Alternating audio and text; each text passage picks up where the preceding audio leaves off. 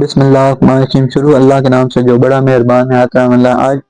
السلام علیکم پیارے ناظرین، آج کی ویڈیو میں ہم آپ کو حجاج بن یوسف کے بارے میں بتائیں گے۔ حجاج بن یوسف حافظ قرآن تھا۔ وہ تہجد کی ایک رکعت میں 10 پاروں کی تلاوت کرتا تھا، باجماعت نماز پڑھاتا تھا اور شراب و زنا سے دور بھاگتا تھا، لیکن انتہائی ظالم تھا۔ جب اس کی موت آئی تو انتہائی عبرتناک موت آئی۔ حضرت سعید بن جبیر جو کہ ایک تابعی بزرگ تھے، ایک دن ممبر پر بیٹھے ہوئے یہ الفاظ ادا کیے کہ حجاج ایک ظالم شخص ہے۔ ادھر جب حجاج کو پتہ چلا کہ میرے بارے میں ایسا گمان کرتے ہیں تو آپ کو دربار میں بلا لیا اور پوچھا، کیا تم نے میرے بارے میں ایسے باتیں بولی ہیں؟ تو آپ نے فرمایا، ہاں بالکل، تم ایک ظالم شخص ہے۔ یہ سن کر حجاج کا رنگ غصے سے سرخ ہو گیا اور آپ کے قتل کے احکامات جاری کر دیے۔ جب آپ کو قتل کے لیے دربار سے باہر لے جانے لگے تو آپ مسکرا دیے۔ حجاج کو ناگوار گزرا۔ اس نے پوچھا، کیوں مسکراتے ہو؟ تو آپ نے جواب دیا، تیری بے وقوفی پر اور جو اللہ تجھے ڈھیل دے رہا ہے اس پر مسکراتا ہوں۔ حجاج نے پھر حکم دیا کہ اسے میرے سامنے ذبح کر دو۔ جب خنجر گلے پہ رکھا گیا تو آپ نے اپنا رخ قبلے کی طرف کیا اور یہ جملہ فرمایا، اے اللہ، میرا چہرہ تیری طرف ہے، تیری رضا پر راضی ہوں۔ یہ حجاج نہ موت کا مالک ہے نہ زندگی کا۔ جب حجاج نے یہ سنا تو بولا، اس کا رخ قبلے کی طرف سے پھیر دو۔ جب قبلے سے رخ پھیرا تو آپ نے فرمایا، یا اللہ، رخ جدھر بھی ہو تو ہر جگہ موجود ہے، مشرق مغرب ہر طرف تیری حکمرانی ہے۔ میری دعا ہے کہ میرا قتل اس کا آخری ظلم ہو، میرے بعد اسے کسی پر مسلط نہ فرمانا۔ جب آپ کی زبان سے یہ جملہ ادا ہوا، اس کے ساتھ ہی آپ کو قتل کر دیا گیا اور اتنا خون نکلا کہ دربار تر ہو گیا۔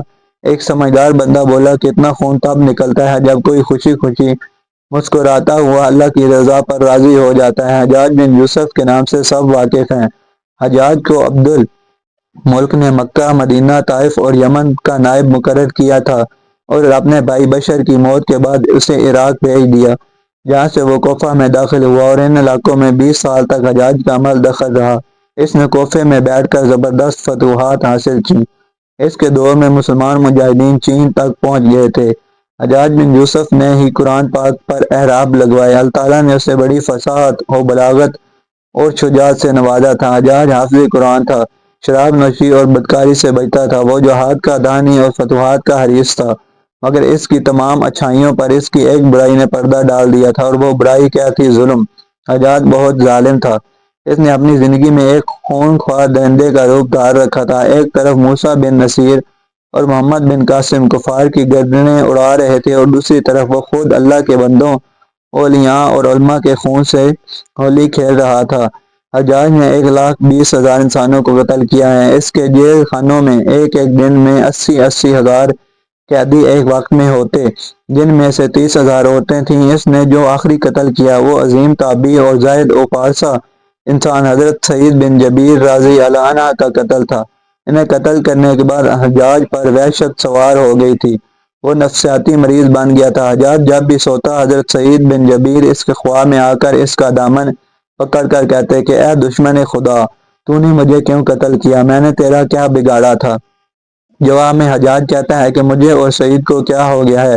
اس کے ساتھ حجاج کو وہ بیماری لگ گئی زمہری کہا جاتا ہے۔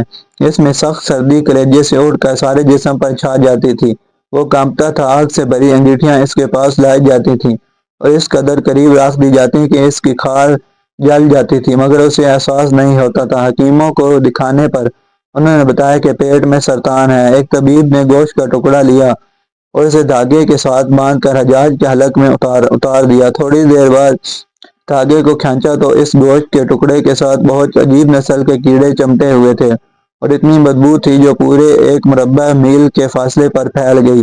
درباری اٹھ کر بھاگ گئے، حکیم بھی بھاگنے لگا۔ حجاج بولا کہ تو کدھر جاتا ہے؟ علاج تو کر۔ حکیم بولا، تیری بیماری زمینی نہیں آسمانی ہے، اللہ سے پناہ مانگ۔ حجاج جب مادی تدبیروں سے مایوس ہو گیا تو اس نے حضرت حسن بصری رحمۃ اللہ علیہ کو بلوایا اور ان سے دعا کی درخواست کی۔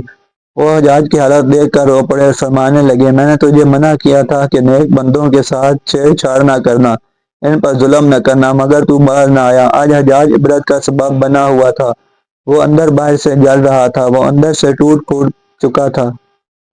حضرت بن جبیر رضی اللہ عنہ کی وفات کے 40 دن بعد ہی حجاج کی بھی موت ہو گئی تھی۔ جب دیکھا کہ بچنے کا امکان نہیں تو قریبی عزیزوں کو بلایا جو بڑی کراہت کے ساتھ حجاج کے پاس آئے۔ وہ بولا میں مر جاؤں تو جنازہ رات کو پڑھانا، اور صبح ہو تو میری قبر کا نشان بھی مٹا دینا، کیونکہ لوگ مجھے مرنے کے بعد قبر میں بھی نہیں چھوڑیں گے۔ اگلے دن حجاج کا پیٹ پھٹ گیا اور اس کی موت واقع ہوئی۔ اللہ ظالم کی رسی دراز ضرور کرتا ہے، لیکن جب ظالم سے حساب لیتا ہے تو فرشتے بھی خشیت الہی سے کانپتے ہیں، عرش ہل جاتا ہے۔